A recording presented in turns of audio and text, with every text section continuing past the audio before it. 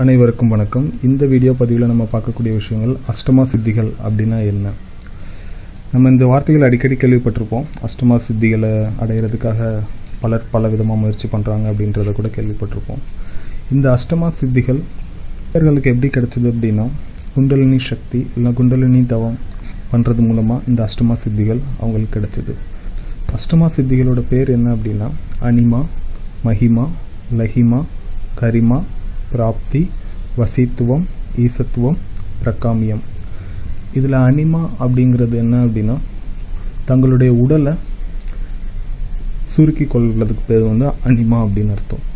மஹிமா அப்படின்னா அதுக்கு அப்படியே ஆப்போசிட், தங்களுடைய உடலை விஸ்வரூபம் எடுக்கிறது, இல்லைன்னா தங்களுடைய உடலை பெருசாக்கிக்கிறது அப்படின்றதுக்கு அர்த்தம். லஹிமா அப்படின்னா கனமான ஒரு பொருளை லேசாக்கக்கூடிய ஒரு சக்தி. கரிமா அப்படின்னா லேசாக இருக்கக்கூடிய ஒரு பொருளை கனமாக்கக்கூடிய ஒரு சக்தி. பிராப்தி அப்படின்னு ஒன்று இருக்குது. பிராப்தி அப்படின்னா சித்தர்கள் எந்த ஒரு இடத்துக்கும் எந்த ஒரு நேரத்திலையும் சென்று வரக்கூடிய ஒரு சக்தி. வசித்துவம் அப்படின்னா இது நம்ம இப்போ நார்மலாக பார்த்துருப்பீங்க, இன்டர்நெட்டில் நிறைய புகைப்படங்கள் இருக்கும். சில கொடூரமான மிருகங்களை கூட தங்களுடைய கட்டுப்பாட்டில், தங்களுடைய அரவணைப்பில், தங்களுடைய அன்புனால் அதுங்களுக்கும் நமக்கும் ஒரு பிணைப்பு ஏற்படுத்தக்கூடிய ஒரு சக்தி. ஈசத்துவம் அப்படின்னா குண்டலினி சக்தி ஆக்ஞா சக்கரத்தில் செயல்படும் போது ஈசனோட அருளை பெறக்கூடிய ஒரு சக்தி. பிரகாமியம் அப்படிங்கிறது இது நமக்கு எல்லாரும் தெரிஞ்ச ஒரு விஷயம். கூடு விட்டு கூடு பாய்தல், அதாவது ஒரு உடலிருந்து இன்னொரு உடலுக்கு தங்களுடைய ஆன்மாவை செலுத்தி அந்த இன்னொரு உடலை இயங்க வைக்கக்கூடிய ஒரு சக்தி. இதெல்லாம் குண்டலினி சக்தி மூலமாக சித்தர்கள் பண்ணுறாங்கன்னு சொன்னீங்க. நான் கூட குண்டலினி பயிற்சிலாம் மேற்கொள்கிறேன், குண்டலினி தவம் பண்ணுறேன்.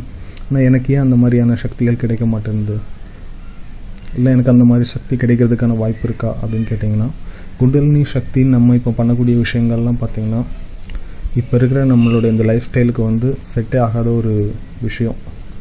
இந்த மாதிரியான சக்திகள் பெறதுக்கு கொஞ்சம் தனியாக இருக்கணும், இயற்கை உணவுகளை சாப்பிடணும், வெஜிடேரியன் ஃபுட் தான் சாப்பிடணும், பல வருடங்கள் அதுக்கான முயற்சிகள் பண்ணணும். அதெல்லாம் பண்ணீங்க அப்படின்னா இந்த மாதிரியான விஷயங்கள் கைகூடும். நீங்கள் இப்போ இருக்கிற வாழ்க்கையில் நீங்கள் குண்டலினி தவம் பண்ண ஆரம்பிச்சிங்க அப்படின்னா உங்களுடைய உடல் ஆரோக்கியம் நல்லாயிருக்கும், மன நிம்மதி இதெல்லாம் பெற முடியும். கொஞ்சம் அதிகமாக முயற்சி பண்ணீங்க அப்படின்னா சில டெலிபதி விஷயங்கள் உங்களுக்கு ஒர்க் அவுட் ஆகலாம். யாராவது உங்களுக்கு ஃபோன் பண்ணுறாங்க அப்படின்னா அந்த உங்களுடைய ஃபோன் ரிங் வர்றதுக்கு முன்னாடியே அவரை பற்றின ஒரு நினைப்பு உங்கள் மனசில் தோன்றதுக்கான ஒரு வாய்ப்பு இருந்திருக்கலாம். இல்லை ஏதாவது ஒரு கெட்டது நடக்க போகுதுன்னு அதை முன்கூட்டியே கணிக்கக்கூடிய எண்ண ஓட்டங்கள் உங்கள் மனதில் ஓடுறத நீங்கள் உணர்ந்திருக்கலாம்.